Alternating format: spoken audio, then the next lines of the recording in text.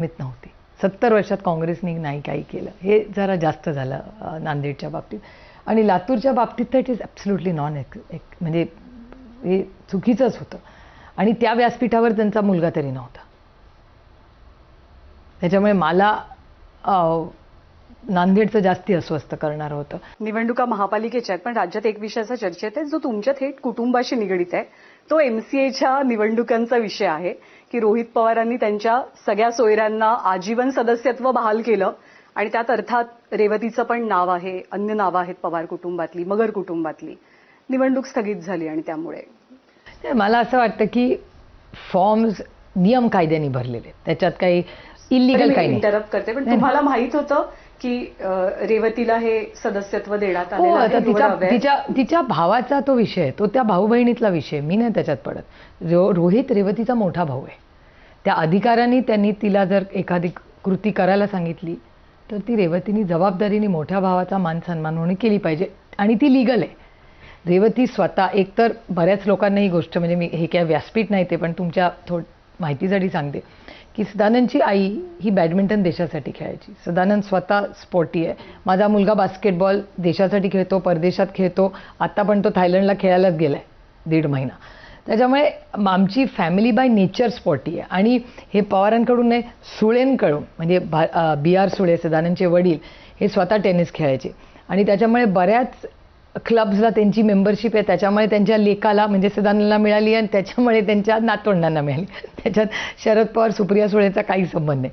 हे सगळी जे 8-10 क्लब्सची काय त्यांची मेंबरशिप आहे ही सगळी सुळेंकडून आलेलं त्यांची लॉटरी आहे मला विचाराल तर. त्याच्यामुळे माझी मुलं बाहेर जाऊन खेळू शकतात, स्विमिंग करतात आणि माझी मुलं खूप स्पोर्टी आहेत त्यांच्या वडील आणि आजी आजोबांसारखी, म्हणजे सुळेंकडच्या.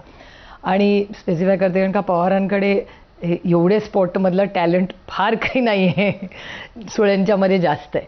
आणि त्याच्यामुळे हे तिला एक मेंबरशिपचा फॉर्म तिच्या भावाने दिला, तिने भरला. आणि लिगली पॉईंट, म्हणजे मी हे टेक्निकल बोलते, मी हे राजकीय अजिबात बोलत नाही. टेक्निकली त्या क्लबला 1000 मेंबर पण कोणी करू शकतं, कोणी, म्हणजे तुम्ही करू शकता. तुम्ही मेंबरशिप मागितली तुम्हालाही ती मिळू शकते, कॅमेरामॅनला मिळेल, आपल्या कुणालाही मिळेल. त्या फॉर्म भरण्यात काही त्याच्यात इलिगॅलिटी नाही. जस्ट टू म्हणजे समअप करूया आपण हा इंटरव्ह्यू की या महानगरपालिकेच्या निवडणुकीनंतर, निकालानंतर राष्ट्रवादी काँग्रेसला तुम्ही कुठे पाहताय? राष्ट्रवादी काँग्रेस पक्ष हा पॉलिसी लेवलसाठी आणि महाराष्ट्राच्या मायबाप जनतेसाठी हे पारदर्शकपणे काम करत राहील.